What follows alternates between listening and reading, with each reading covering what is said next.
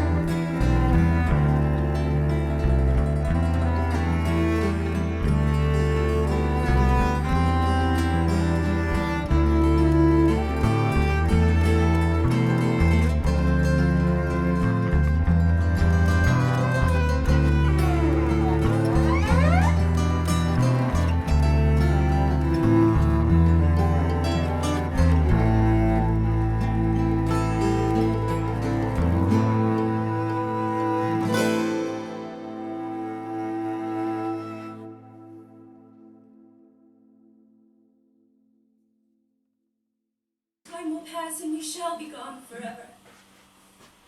We'll be forgotten. Our faces will be forgotten, our voices and how many there were of us. Our sufferings will turn into joy for those who live after us. Happiness and peace will come to this earth. And then they will remember kindly and bless those who are living now. Oh, my dear sisters, it seems as if just a little more and we shall know why we live, why we suffer. If only we knew.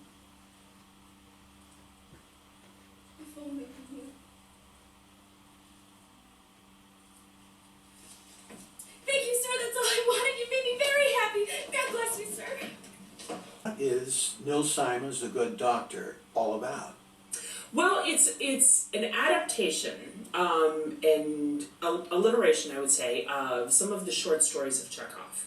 A lot of us are much more familiar with Chekhov's plays. We say Chekhov and people think of The Three Sisters or Cherry Orchard or things like that. And not as many people are familiar with the short stories that he wrote, and there are literally hundreds of them. And they're almost more like little fables and a lot of comedy. I keep thinking that they're almost, how they said that Seinfeld was a show about nothing. And I think some of these stories they're about nothing. They're about the silliness that we put ourselves into as human beings. And so what Simon did, sort of in respect of Chekhov, and the title The Good Doctor itself is drawn from the fact that Chekhov's true career was as a physician. He was not a writer by trade. Did he ever practice? He had full-time practice. He practiced his entire life. He died relatively young of tuberculosis, but the whole writing thing was what he did after he got done with work and seeing his patients and going home at night and by the firelight. And of course we think of Chekhov as a writer, and surely he must have been a writer. He was a doctor who wrote. And so that's part of the homage that starts right there is, that play on words of the good doctor who continues to care for his community and care for his patients, and at the same time, what drives him, what his passion is, the writing. Now this is a series of skits, is it not? It is. It's a series of 9 or 10. There's a couple that are optional, and some we've done and some we haven't, of various little variations on Chekhov stories. You can take each one of the skits and you can go find a Chekhov story that is maybe not exactly the same, but relatively similar. And there's a little blend of, I think there's some 20th century elements that come into it, because even though the stories are set, pre-Bolshevik Russia. So what era? The 1850s? I would put it about 1885. 1885. Yeah, judging, that is where I picture it in terms of Chekhov's age. So you're talking pre-Bolshevik era, but I think the dialogue and the word selection that Simon has made, a lot of it is very 20th century. And there are a few references that are modern day, and I think that's part of what makes all of the stories not feel artificial.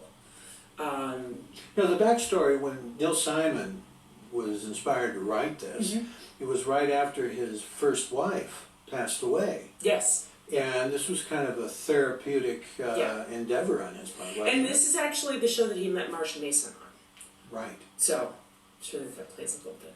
So, but I was fortunate to get to read the script early on, right after we'd selected the season, and was immediately drawn to it and charmed by it. And I love the variation in the stories, the fact that some of them are just Marx Brothers-like, and we've made some choices about the direction we want to go in with some of them. The surgery, there's where a tooth is removed, has a lot of Marx Brothers references written right into it. Now, who plays the narrator, who's basically the Chekhov character? In our production, it's Jeffrey Wallace, who has a lot of experience here at Old Town Playhouse. Grew up in the children's theater. Has done a couple of, has started to do more plays on the main stage, but this is a great big first big role for him to do it. And it's a monster. He's a young man of what, 21 years? Mm-hmm. Now, is that a typical age that that particular character is usually cast at? Not necessarily. In fact, one of the ways that the show is written is that there are some lack of specifics in terms of which people are in each one of the vignettes. Mm-hmm. You have a lot of freedom and one of the things that we did when we were casting was think about what we thought each one of our actors lent in their own personality, their own strengths and weaknesses, and what they play up really, really well, and going through the sequence of all the scenes and picking out what parts we thought would be best for people. Some of those things are stipulated in the script, some of them are not. So Jeffrey's, there's definitely a role in there for a younger man, of Jeffrey's age, but not necessarily doing all the characters that he is doing. He is on the younger side to be the narrator, but I think it also plays entirely believably. Because at the age of 2021, Chekhov would have been out there working and writing and as a young man. Mm-hmm. We've done a few little tweaks here and there. How old was Chekhov when he passed away? I believe he was 43. So when he was writing a lot of the plays, he was a young man. Yeah, 20s and 30s. So, yeah. And who else is in the Good Doctor? Well, we have one of the fun things is we've had a whole range of experiences that people have. This is my first show directing. This is a great big part for Jeffrey to have. We have very experienced folks who've done a lot of stuff here at the Playhouse.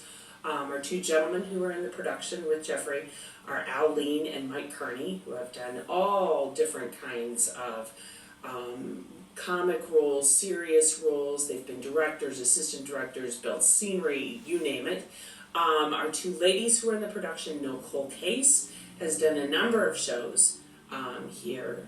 She's always gone more towards, I think, more serious roles, and this has given her an opportunity to play some different characters. And then we're blessed to have somebody who's brand new, Bernice Woodrick. Has she done anything else here at the Playhouse? She hasn't. This is her first show. First show. She and I had sung in a chorus together for about 5 years. We've been Sweet Adelines, and so we knew each other, and I knew her skills in terms of stage presence and how well she relates to an audience. But I was pleasantly surprised when I walked into auditions, and she walked into auditions. So Elizabeth Stewart has been our assistant director and stage manager, and that's her first time doing that, having that responsibility. So we've had a lot of mix of, Who costumed the show? Jeanette Mason did. Kathy Verstrady helped lend a hand, and we had looked at a lot of images and pulled a lot of different things together. It's a little bit more challenging period to go 1800s and find things that are going to fit on people, and to do the multiple vignettes and multiple stories and multiple characters. I love the hats that the women wore cool, aren't they? in that era. Yeah. So we had to be pretty adaptable in terms of, how fast can people make a costume change or a scene change, and, what can we put them in, and so it's been fun. Most people know Neil Simon from The Odd Couple, Right. Walter Matthau and Jack Lemmon. How do you see the Good Doctor measuring up with some of those great Neil Simon movies? It's better. No, I think it's. I mean, it's really completely different. It's totally different, and I think that's part of its charm. I think is that it is very, very different from the rest of the stuff that he has written, and that people, when you say Neil Simon, it evokes a certain image in a lot of people. And some of that is very true, the wit, the dexterity of the language, the humor, the ability for every character to poke fun at themselves at different points. But there's many, many things that are different. But that's part of its charm too, I think. So,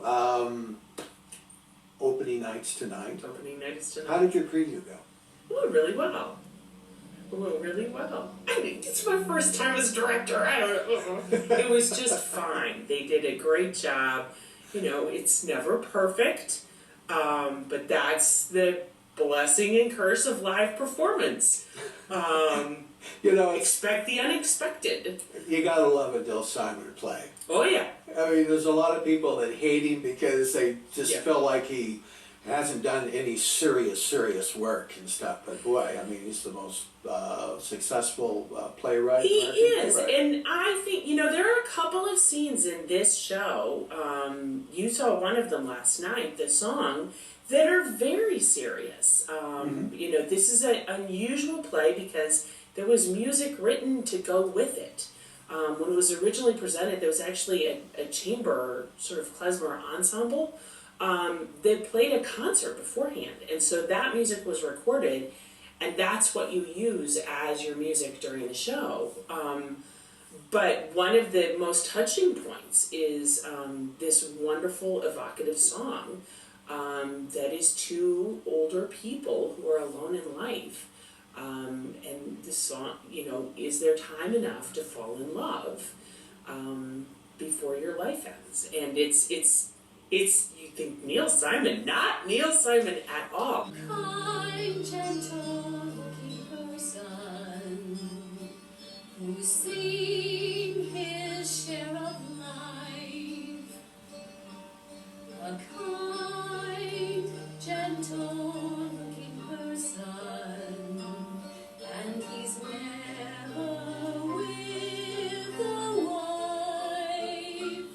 If this kind, gentle looking gentleman speaks once again to me, should this shy, nervous, widowed lady go out with him for tea? You know, it makes sense that he did that. It was Yeah. 1973, I believe, was it not? Yep. Yeah, that I believe he was able to get away with that kind of structured play Yeah. early on in his Yeah. career. I don't think that it probably would have worked out too well.